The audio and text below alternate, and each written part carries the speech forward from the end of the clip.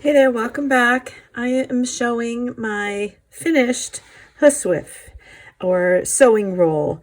I got so obsessed with working on it that I kept going and finished it and never turned the camera on again. So you get the whole finished piece. I love it. I love it. It's going to be an embroidery supplies roll that goes along with my pouch that will have my current project in it, which now that this is finished, I don't know what that's going to be yet.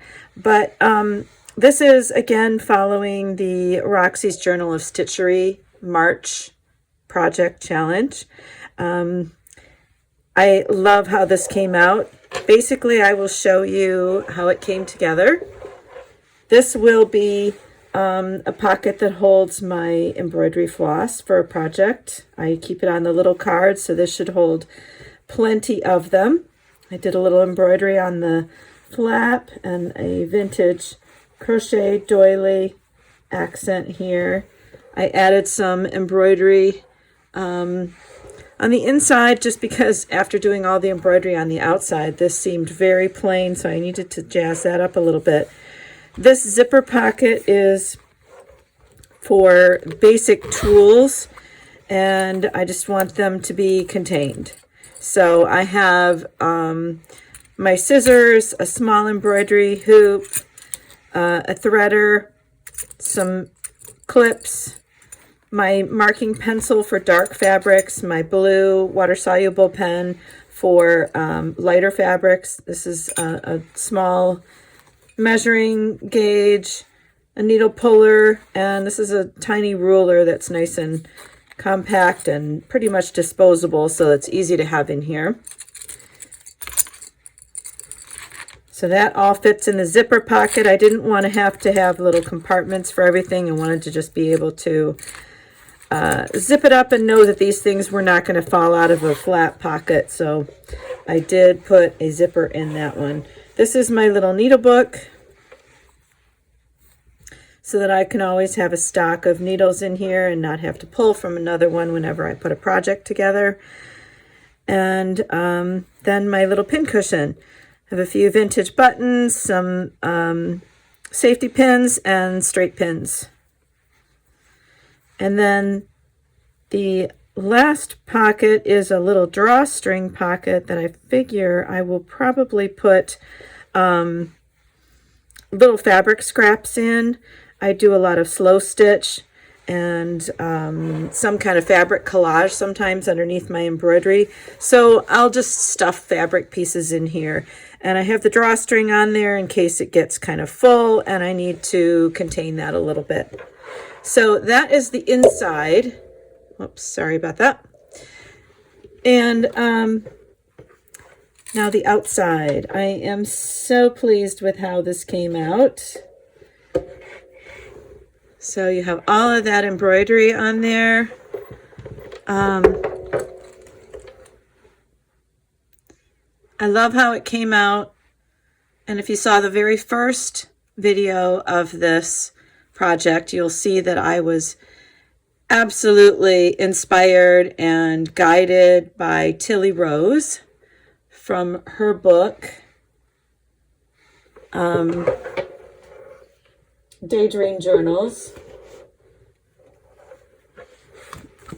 This is the book, and I'm giving her, I mean, she deserves 100% design credit for the embroidery, because I saw this design, loved it, and took it on as a challenge to mimic that fabric collage and layered embroidery look.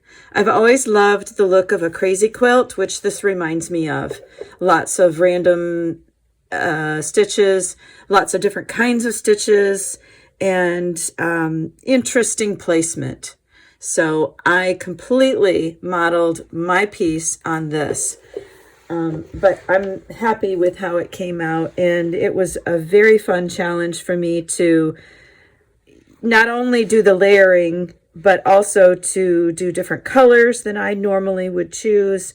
I tend to be very coordinated, and this got me out of my comfort zone a little bit. but I'm so glad it did, because I really love the overall look. The end piece here kind of gave me some fits. I originally was just going to put the linen napkin on the end here, but when it was rolled up, it looked too plain. It ended up being an entire flap instead of holding any of this in the front view. And so I needed to bring some of this color into the flap. So I made another portion that was similar to this so that it would all coordinate, and then just a smaller piece of the linen that went on the top. And I think that that worked well to blend the whole piece. So I am absolutely thrilled with this, and I have now, my task is to find a new project because I'm going to be traveling in the next week, and I need a new stitch project. I can't wait to figure one out and pack it in my new bag. And I think that the project itself will go in this trifold pouch, and this will be all of my supplies necessary for completing that project. So I am so happy with how they both turned out. I'm so grateful to Rachel and Sarah at Roxy Creations for putting this whole thing together and for the March project. I'm going to have to wait on the April one because I will be traveling, and but I'm really excited to see what's next. So far, I can't believe that I'm keeping up. Normally, I'm at least 6 months behind on a project like this. So I guess that shows where my passion is at the moment, and it's in stitching with a needle and thread in my hands. So thanks for coming along. I'll see you soon.